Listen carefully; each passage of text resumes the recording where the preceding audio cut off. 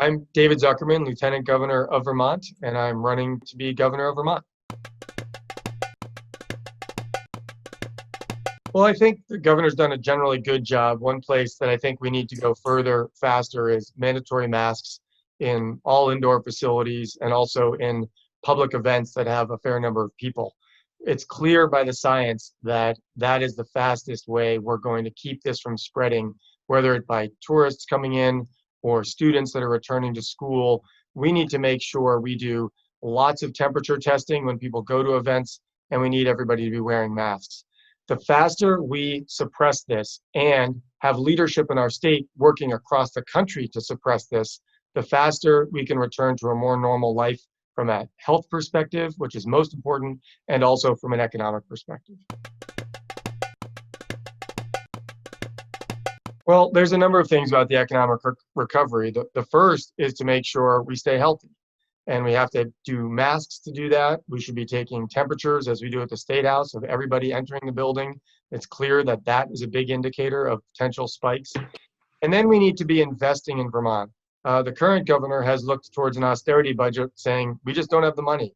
Well, as governor, two things can happen. One, as a Republican, he could lead the charge with other Republican governors to push Congress to pass supplemental funding for state and municipal budgets. So we don't have to make drastic cuts to our education and human service budgets, which are not only bad for the impacts of those on Vermonters, but also means cutting thousands of jobs, which means not circulating money in the economy.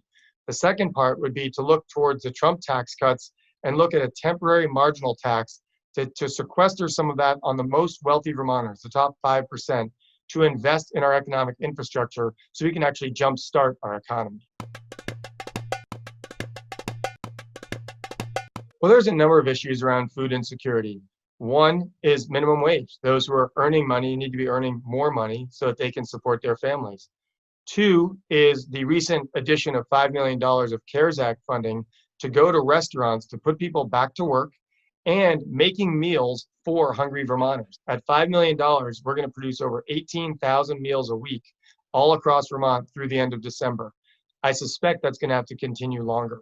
We also have to look at SNAP benefits and look at whether we can increase those to, again, make sure Vermonters have the resources they need to feed their families and use those resources in the local stores, in the local economy, which again is part of building our economy. So it's about food insecurity is about money shortage. It's also about jobs and rebuilding jobs, which you can do through both CARES Act money as well as a Green New Deal, as I said earlier, to sequester the Trump tax cuts and use some of that money to invest in Vermont and create good paying jobs. Climate change is one of the biggest reasons I'm running. It is an issue for our rural economy. It's an issue for our state as a whole, from tourism to the maple industry, from agriculture to outdoor recreation and skiing. If we don't tackle the climate crisis head on, Vermont's economy in the next 20 and 30 years is going to get flipped on its head. We need to not only invest in the climate economy for the future, but also for the present.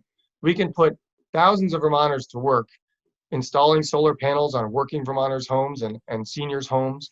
We can put people to work weatherizing those same homes so that working Vermonters have lower bills. We want to talk about affordability. Let's lower Vermonters' bills. We could also use money investing in broadband and affordable housing in our village centers.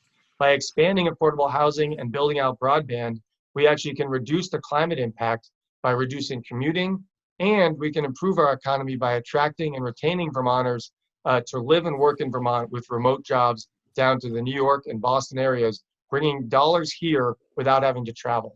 There's a lot of opportunity in addressing the climate crisis for economic development in Vermont. Systemic racism is a huge issue across Vermont and in this country. It has been built over 400 years of white supremacy. And while current Vermonters sometimes don't feel that they're a part of the problem, we have to look at how our system still embodies this. We embody it in over-incarceration of our BIPOC communities, way disproportionate to our population and disproportionate to the crimes that are committed. We have issues of detention and suspension in our schools that are way above average because sometimes kids who wear their hair differently or wear a hoodie are then punished. And that's part of our internal biases that we need to address. We have systemic racism in our lending and suspicion or lack of capital for our BIPOC communities and our new American communities to start jobs and businesses that would employ people. There are many, many facets. Systemic racism means it's across all aspects of our society, and we need to be looking at it across all aspects. And Vermont needs to employ more communities of color in the administration so that policies are made with BIPOC mindset and implicit biases in mind. And we also have to do this work across all state agencies to review our internal biases and what the policies are to improve the situation going forward. Well, the legislature started well with S219 and other pieces in reforming both the use of force policies in Vermont and also the training council, which up to now has only been law enforcement. And we've expanded it to include mental health providers, domestic violence support individuals, members of the community of color, and then 3 appointees by the governor not associated with law enforcement, so that our law enforcement training itself gets reformed to move away from the current national average of 60 hours of firearms training and 4 hours of community to a more balanced approach with trainings around de-escalation and bringing in people other than law enforcement, as we've done in Franklin and Grand Isle counties, to sometimes de-escalate situations where a person in law enforcement with a gun may not be the best person to address the situation that they're approaching. And if we can just de-escalate more situations before we start putting them into the system, the better. We also need to look at parole violations and make sure we don't put people back in prison for minor parole violations. We have to get rid of cash bail. If you look at the COVID crisis, 200 people were let out of prison for public health. Clearly, we don't need to have as many people incarcerated in order to improve public safety. When I started my campaign, one of the big issues was our rural economy, and a big backbone piece of that is expanding rural broadband. By sequestering some of the Trump tax cuts to the wealthiest 5% of Vermonters, we could put as much as $20 million a year for the next 3 to 5 years into expanding broadband and using that money to seed our community utility districts in order to take advantage of federal match money as well as private investment in broadband. If we were to do that, we would go a long way towards amassing the $300 million that it's going to take to get broadband truly distributed all across the state. Once we have that broadband, the opportunity to reduce commuting, to include telecommuting, to keep Vermonters here with good paying jobs, to attract out-of-state folks, which I'm hearing are already looking to move here, buying properties sight unseen from the urban areas in order to protect themselves from the COVID crisis. We have a unique opportunity to really take advantage of that in ways that other rural communities in far western and midwestern parts of the country don't have. So expanding broadband is critical, and we need to use resources to invest in this for Vermont's future. Well, first, to make Vermont more attractive, we need to make sure everybody is welcome here.